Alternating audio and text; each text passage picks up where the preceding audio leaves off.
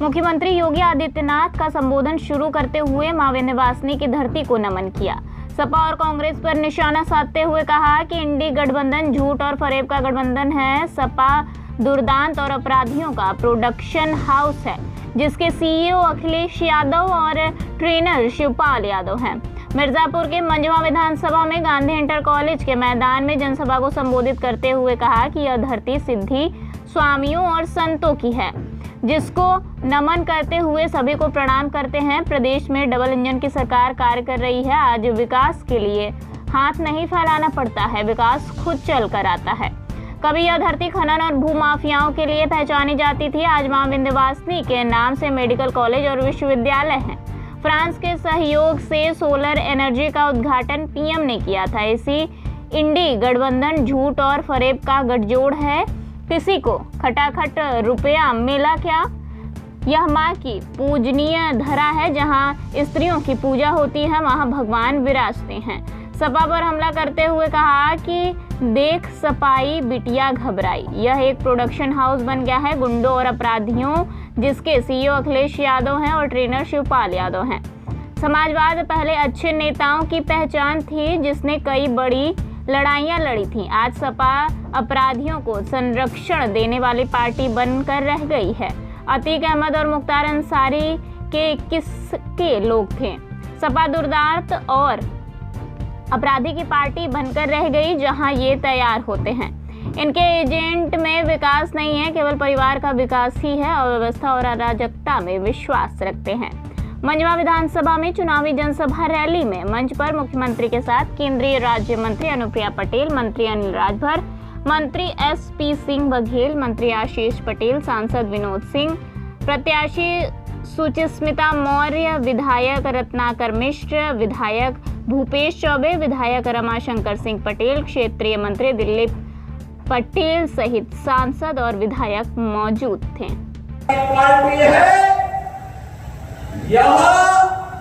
हर दुर्दांत mafia और अपराधी का प्रोडक्शन हाउस बन गया है। यानी यहां से पैदा होते हैं, यही से लूट खसोट करते हैं, अराजकता फैलाते हैं और फिर जनता को गुमराह करने की बात भी करते हैं।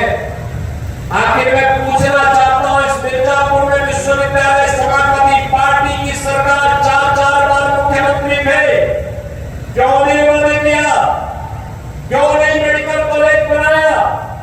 क्यों नहीं यहाँ की हर घर नल की योजना को लागू किया?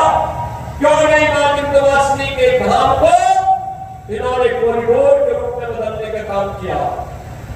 क्योंकि विकास इनके एजेंडे में नहीं। यहाँ तो विकास उनके परिवार का हो, मिर्जापुर और विंध्य क्षेत्र का नहीं, प्रदेश का नहीं, इससे इनको कोई लेना देना नहीं, विकास से कोई लेना देना नहीं।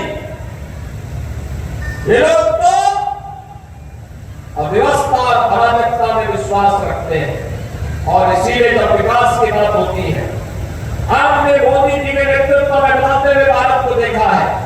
आज तो प्रधानमंत्री मोदी जी ने भी कह दिया है कि देश के अंदर 50 करोड़ लोग पहले से 5 लाख रुपए की स्वास्थ्य बीमा का कवर प्राप्त कर रहे थे।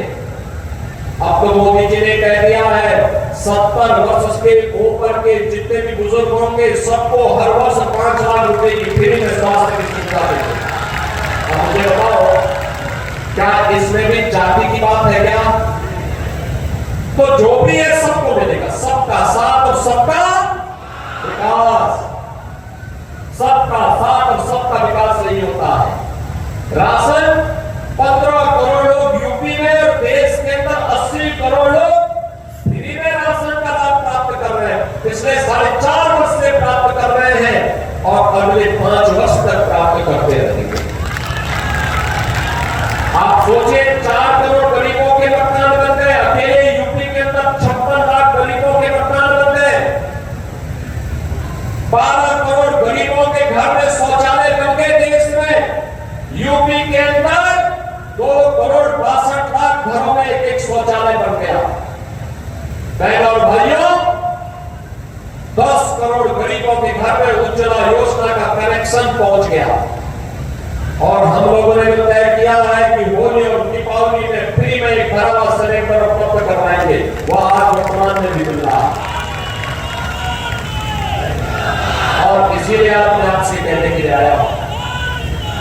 बहनों और भाइयों, विकास का जो क्रम यहाँ की माननीय सांसद श्रीमती अनुप्रिया पटेल जी की नेतृत्व में, यहाँ के लोकप्रिय विधायक के रूप में कार्य कर रहे डॉक्टर विनोद बिंद के नेतृत्व में आगे बढ़ा था, यह सिलसिला थामना नहीं चाहिए और इसके लिए यहाँ पे डबल इंजन होना ही चाहिए।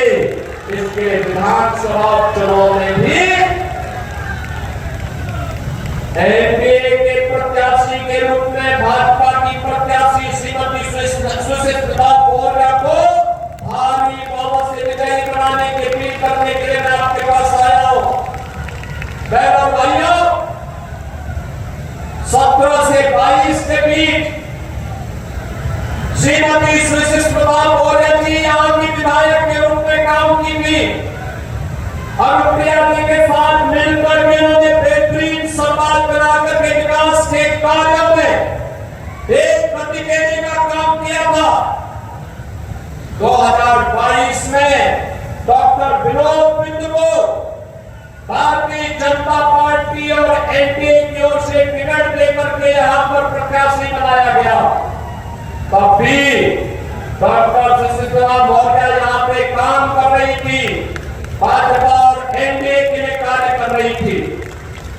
जब भी मैं यहाँ पर आया किसी भी चुनाव में, श्रीमती रिंकी कोल के चुनाव में आया हो या फिर लोकसभा चुनाव में, तब भी वे यहाँ पर थी, काम कर रही थी। और इसलिए बहनों और भाइयों, आज मैं आपसे अपील करने के लिए आया हूँ, यही अपील करने के लिए आया हूँ।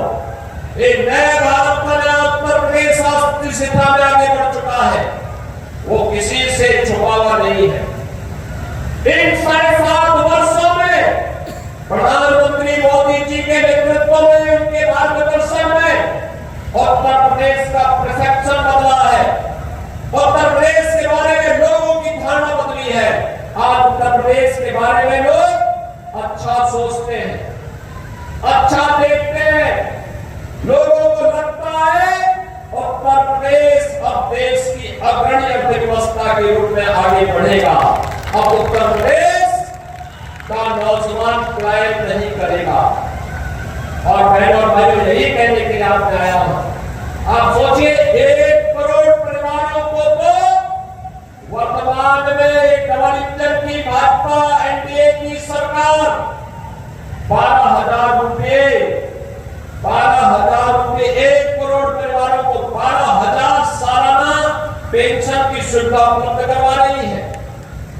12 करोड़ किसानों को, जिसमें 2 करोड़ 62 लाख किसान अकेले यूपी के हैं, इन्हें 6,000 रुपये सालाना प्रधानमंत्री किसान सम्मान निधि का लाभ प्राप्त हो रहा है। बहनों और भाइयों, भारतीय जनता पार्टी और एनडीए आप सबकी ताकत के बल पर विकास और विरासत का जो मॉडल खड़ा कर रही है, इसी में आने वाली पीढ़ी का भविष्य उज्जवल बनने वाला है। और इसीलिए भारतीय जनता पार्टी बार बार कह रही है, हम लोग आपसे बार बार कह रहे हैं कि लोकसभा चुनाव के दौरान जिन्होंने अफवाह फैलाई थी, जिस प्रकार का इन्होंने दुष्प्रचार किया था, उसका पर्दाफाश हो चुका है। चुनाव संपन्न हो गए, मोदी जी तीसरी बार प्रधानमंत्री बन गए। तीसरी बार प्रधानमंत्री बनने के बाद भी आज भी बाबा साहब भीमराव अम्बेडकर के द्वारा बनाया गया संविधान वैसे ही है। आज भी इसी प्रकार का सम्मान सबको प्राप्त हो रहा है, कहीं आरक्षण समाप्त नहीं हुआ है। और बहनों और भाइयों, जिन्होंने झूठ बोला था कि लोकसभा चुनाव के बाद खटाखट 1 लाख रुपया खाते में आ जाएगा, वह भी नहीं आया है। यह भी आपने इनका एक और झूठ को बेनकाब कर दिया है। और इसीलिए हम कह रहे हैं, बटिए मत, बटना नहीं है, एकजुट होना है। देखो हर